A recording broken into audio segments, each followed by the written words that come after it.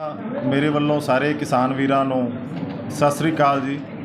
ਸੋ ਉਹ ਚੀਜ਼ਾਂ ਦੀ ਆਪਾਂ ਨੂੰ ਵਿੱਚ ਨਰਮੇ ਦੇ ਵਾਧੇ ਵਿੱਚ ਸਮੱਸਿਆ ਆਉਂਦੀ ਹੈ। ਸੋ ਜਿਹੜਾ ਨਰਮੇ ਦੇ ਵਾਧੇ ਨੂੰ ਰੋਕਣ ਵਾਸਤੇ ਐਤਕੀ ਇਹ ਬਹੁਤ ਇੰਪੋਰਟੈਂਟ ਹੈ ਜਿਹੜੀ ਸਿਫਾਰਿਸ਼ ਹੈ ਯੂਨੀਵਰਸਿਟੀ ਦੀ। ਇਹ ਸਿਫਾਰਿਸ਼ ਜਿਹੜੀ ਕੀਤੀ ਹੋਈ ਹੈ ਤਕਰੀਬਨ 3 ਕੁ ਸਾਲ ਪਹਿਲਾਂ ਕੀਤੀ ਸੀਗੀ ਚਮਤਕਾਰ ਦੀ। ਸੋ ਉਹ ਕਿਸਾਨਾਂ ਨੇ ਬਹੁਤ ਘੱਟ ਕਿਸਾਨਾਂ ਨੇ ਅਪਣਾਈ ਹੈ, ਕਿਉਂਕਿ ਉਹੀ ਗੱਲ ਕਿ ਆਪਾਂ ਨੂੰ ਸੋਚ ਐਂ ਹੁੰਦੀ ਹੈ ਕਿ ਜਦ ਤੱਕ 7 7.5 ਫੁੱਟ ਜਾਂ 8 ਫੁੱਟ ਦਾ ਕੱਦ ਨਾ ਹੋਵੇ ਨਰਮੇ ਦਾ ਚੰਗਾ ਨਹੀਂ ਲੱਗਦਾ। ਕਈ ਵਾਰੀ ਨਰਮਾ ਕੱਚਾ ਰੱਖਣਾ ਨਰਮੇ ਇਹਨਾਂ ਨੂੰ ਜ਼ਿਆਦਾ ਪਸੰਦ ਆ ਆਪਾਂ ਨੂੰ। ਸੋ ਜੇ ਉਹ ਨਰਮਾ ਜਿਹੜਾ ਆਪਾਂ ਕੱਚਾ ਰੱਖਦੇ ਹਾਂ ਤਾਂ ਸਮੱਸਿਆਵਾਂ ਹੋਰ ਤਰ੍ਹਾਂ ਦੀਆਂ ਸਾਹਮਣੀਆਂ ਕਰਨੀਆਂ ਪੈਂਦੀਆਂ।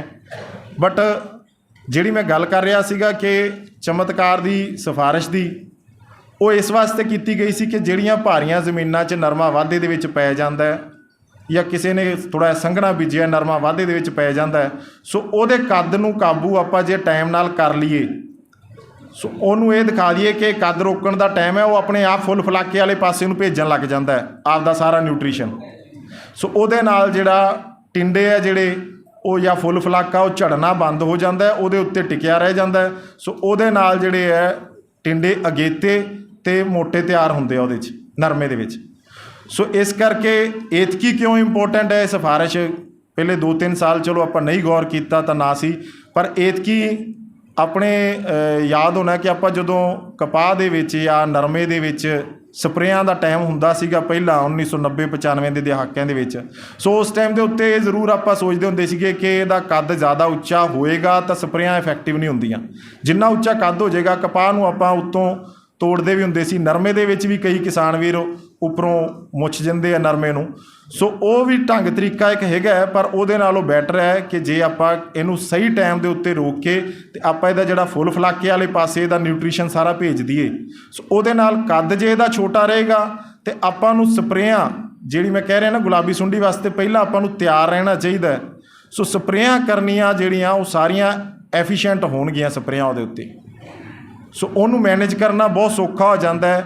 ਜੇ ਪਾੜਾ ਵੱਡਾ ਹੈ, ਨਰਮੇ ਦਾ ਕੱਦ ਛੋਟਾ ਹੈ, ਸਪਰੇਅ ਜਿਹੜੀ ਵੀ ਕਰਾਂਗੇ ਚਾਹੇ ਉਹ ਹਰੇ ਤੇਲੇ ਦੀ ਕਰੀਏ, ਚਾਹੇ ਚਿੱਟੇ ਮੱਛਰ ਦੀ ਕਰੀਏ, ਚਾਹੇ ਸੁੰਡੀ ਦੀ ਕਰੀਏ, ਉਹ ਸਾਰੀਆਂ ਸਪਰੇਆਂ ਦੀ ਐਫੀਸ਼ੀਐਂਸੀ 85-90% ਤੱਕ ਆਉਂਦੀ ਹੈ। ਸੋ ਜੇ ਇਹ ਸਮੱਸਿਆ ਹੋਣ ਕਿ ਨਰਮਾ ਬਹੁਤ ਵਧਿਆ ਹੋਇਆ ਫਿਰ ਆਪਾਂ ਨੂੰ ਹੋ ਸਕਦਾ ਹਰ ਹਫ਼ਤੇ ਹੀ ਢੋਲਕੀ ਚੱਕਣੀ ਪੈ ਜਾਵੇ।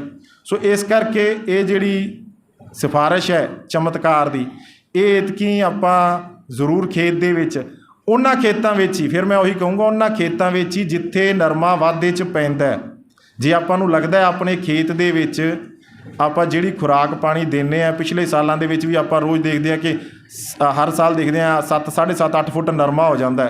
ਸੋ ਉਹਨਾਂ ਖੇਤਾਂ ਦੇ ਵਿੱਚ ਤਾਂ ਆਪਾਂ 60-65 ਦਿਨਾਂ ਦੇ ਉੱਤੇ ਜਦੋਂ ਫੁੱਲ ਫਲਾਕੇ ਆਉਣ ਤੋਂ ਪਹਿਲਾਂ ਜਸਟ ਕਹਿ ਲਓ, ਸੋ ਉਸ ਟਾਈਮ ਦੇ ਉੱਤੇ ਆਪਾਂ ਇੱਕ ਸਪਰੇਅ ਚਮਤਕਾਰ ਦੀ ਆਪਾਂ ਕਰ ਦੇਣੀ ਹੈ 300 ml ਚਮਤਕਾਰ ਦੀ ਸਪਰੇਅ ਏਕੜ ਦੇ ਹਿਸਾਬ ਨਾਲ। ਸੋ ਉਸ ਤੋਂ ਬਾਅਦ 15-20 ਦਿਨਾਂ ਬਾਅਦ ਆਪਾਂ ਫਿਰ ਦੇਖਣਾ ਹੈ। ਸੋ ਦੂਜਾ ਜਿਹੜਾ ਤਰੀਕਾ ਇਹਨੂੰ ਜੱਜ ਕਰਨ ਦਾ ਉਹ ਸਾਇੰਟੀਫਿਕ ਵੱਖਰਾ ਹੈ। ਇਹ ਤਾਂ ਹੋ ਗਿਆ 60 ਤੇ 65 ਦਿਨਾਂ 'ਤੇ ਵੈਸੇ ਯੂਨੀਵਰਸਿਟੀ ਨੇ ਸਿਫਾਰਿਸ਼ ਕਰਤੀ ਬਲੈਂਕਟ, ਜਿੱਥੇ ਤੁਹਾਨੂੰ ਪਤਾ ਹੈ ਕਿ ਹਰ ਸਾਲ ਨਰਮਾ ਵਾਧੇ 'ਚ ਪੈਂਦਾ ਵੀ ਹੈ। ਸੋ ਕਈ ਵਾਰੀ ਕੀ ਹੈ ਕਿ ਹਾਲਾਤ ਕੁਛ ਇਸ ਤਰ੍ਹਾਂ ਦੇ ਹੋ ਜਾਂਦੇ ਨੇ ਕਿ ਉਹ ਪਿਛਲੇ ਸਾਲਾਂ ਦੇ ਵਿੱਚ ਭਾਵੇਂ ਉੱਥੇ ਸੋਕਾ ਰਹਿੰਦਾ ਹੋਵੇ ਜ਼ਮੀਨ 'ਚ, ਐਤਕੀ ਆਪਾਂ ਚੰਗਾ ਖਾਦ ਪਾਣੀ ਪਾਤਾ ਅਤੇ ਐਤਕੀ ਵਾਧੇ 'ਚ ਪੈ ਜਾਵੇ। ਸੋ ਇਹਨੂੰ ਜਿਹੜਾ ਮੌਕੇ ਦੇ ਮੌਕੇ ਵੀ ਵਾਧੇ 'ਚ ਦੇਖਣਾ ਕਿਵੇਂ ਹੈ, ਉਹ ਇਹ ਹੈ ਕਿ ਉੱਪਰੋਂ ਜਿਹੜੀ 4-5ਵੀਂ ਗੰਢ ਹੁੰਦੀ ਹੈ ਨਰਮੇ ਦੀ, ਜਦੋਂ 45-50 ਦਿਨਾਂ ਦਾ 60 ਦਿਨਾਂ ਦਾ ਨਰਮਾ ਹੋ ਗਿਆ ਉਸ ਟਾਈਮ ਦੇ ਉੱਤੇ ਦੇਖਾਂਗੇ ਆਪਾਂ ਉੱਪਰਲੀ ਜਿਹੜੀ 4-5ਵੀਂ ਗੰਢ ਹੈ ਉਹਦੇ ਵਿੱਚ ਆਪਣੀਆਂ ਉਂਗਲਾਂ ਰੱਖ ਕੇ ਦੇਖਿਓ ਵੀ ਆਹ 4 ਉਂਗਲਾਂ ਪੂਰੀਆਂ ਤਾਂ ਨਹੀਂ ਆਉਂਦੀਆਂ ਪਈਆਂ। ਜੇ 4 ਉਂਗਲਾਂ ਤੋਂ ਵੱਧ ਦਾ ਫਾਸਲਾ ਹੈ ਇਹਦਾ ਮਤਲਬ ਨਰਮਾ ਵਾਧੇ 'ਚ ਹੈ। ਫਿਰ ਆਪਾਂ ਇੱਕ ਮੈਪੀਕੁਐਟ ਦੀ ਜਿਹੜੀ ਹੈ 300 ml ਵੀ ਕਰ ਸਕਦੇ ਹੋ, 200 ml ਵੀ ਕਰ ਸਕਦੇ ਹੋ, ਕਿਉਂਕਿ ਜਿੰਨੀ ਅਗੇਤੀ ਸਟੇਜ 'ਤੇ ਕਰਦੇ ਹੈ ਸਾਡੀ ਸਿਫਾਰਿਸ਼ ਹੈਗੀ ਆ 60-65 ਦਿਨਾਂ 'ਤੇ। ਮੰਨ ਲਓ ਆਪਾਂ ਨੂੰ ਲੱਗਦਾ ਪਹਿਲਾਂ ਹੀ ਇਹ ਤਾਂ ਵਾਧੇ ਦੇ ਵਿੱਚ ਬਹੁਤ ਜ਼ਿਆਦਾ ਦਿਖੀ ਜਾਂਦਾ ਕਿ ਇੰਨਾ ਕੱਦ ਲੈਣਾ ਨਹੀਂ ਚਾਹੀਦਾ ਸੀ, ਨਰਮੇ ਨੇ ਲੈ ਲਿਆ, ਜਾਂ ਪਹਿਲਾਂ ਫੁੱਲ ਗੁੱਡੀ ਉਹ ਝਾੜੀ ਹੈ ਤਾਂ ਵਾਧੇ 'ਚ ਪੈਂਦਾ ਪਿਆ। ਸੋ ਉਹਨੂੰ ਆਪਾਂ ਰੋਕਣ ਵਾਸਤੇ ਆਪਾਂ ਜਦੋਂ 4-5ਵੀਂ ਗੰਢ ਦੇ ਵਿੱਚ 4 ਉਂਗਲਾਂ ਤੋਂ ਵੱਧ ਦਾ ਫਾਸਲਾ ਨਜ਼ਰ ਆਉਂਦਾ ਤਾਂ ਆਪਾਂ ਉਹਦੇ 'ਤੇ ਮੈਪੀਕੁਐਟ ਦੀ ਇੱਕ ਸਪਰੇਅ ਕਰ ਦਈਏ। ਉਸ ਤੋਂ ਬਾਅਦ 15 ਕੁ ਦਿਨਾਂ ਬਾਅਦ ਫਿਰ ਇੱਕ ਵਾਰੀ ਦੇਖ ਲਾਂਗੇ ਆਪਾਂ, ਕੋਈ 10-15 ਬੂਟਿਆਂ ਨੂੰ ਦੇਖਣਾ ਹੈ ਆਪਾਂ, ਮੋਟਾ ਜਿਹਾ ਨਿਗਾਹ ਮਾਰਨੀ ਹੈ। ਸੋ ਉਹਦੇ ਤੋਂ ਆਪਾਂ ਨੂੰ ਵਾਧੇ ਦਾ ਪਤਾ ਲੱਗ ਜੂਗਾ ਕਿ ਉੱਪਰਲਾ ਏਰੀਆ ਜਿਹੜਾ ਉਹ ਵਾਧੇ 'ਚ ਹੈ, ਕਿਉਂਕਿ ਉੱਪਰਲੀਆਂ ਨੋਟਸ ਤੋਂ ਹੀ ਪਤਾ ਲੱਗਣਾ ਹੈ। ਥੱਲੇ ਹੋ ਸਕਦਾ ਬਹੁਤ ਨੇੜੇ ਨੇੜੇ ਹੋਣ ਗੰਢਾਂ ਜਿਹੜੀਆਂ ਜਿੱਥੋਂ ਬ੍ਰਾਂਚਿਸ ਨਿਕਲਦੀਆਂ ਸਾਰੀਆਂ। ਸੋ ਉੱਪਰਲੀਆਂ ਨੋਟਸ ਤੋਂ ਵਾਧੇ ਦਾ ਪਤਾ ਲੱਗਦਾ ਕਿ ਇਹ ਵਾਧੇ ਦੇ ਵਿੱਚ ਹੈ ਕਿ ਨਹੀਂ ਹੈ। ਸੋ ਉੱਥੋਂ ਆਪਾਂ ਜੱਜ ਕਰਕੇ ਇਹਦੀ ਮੈਪੀਕੋਇਡ ਦੀਆਂ 3 ਸਪਰੇਆਂ ਵੀ ਕਰ ਸਕਦੇ ਹਾਂ 200 ml ਦੀਆਂ। ਜੇ ਆਪਾਂ ਨੂੰ ਲੱਗਦਾ ਹੈ ਕਿ ਵੀ ਆਉਣ ਵਾਲੇ ਟਾਈਮ ਦੇ ਵਿੱਚ ਕਿਤੇ ਖੁਸ਼ਕੀ ਕਰਕੇ ਫਿਰ ਨਾ ਰੁਕ ਜੇ ਕੱਦ, ਤਾਂ 200 ml ਵੀ ਕਰ ਸਕਦੇ ਹੋ 3 ਸਪਰੇਆਂ, ਕੋਈ ਦਿੱਕਤ ਨਹੀਂ ਹੈ।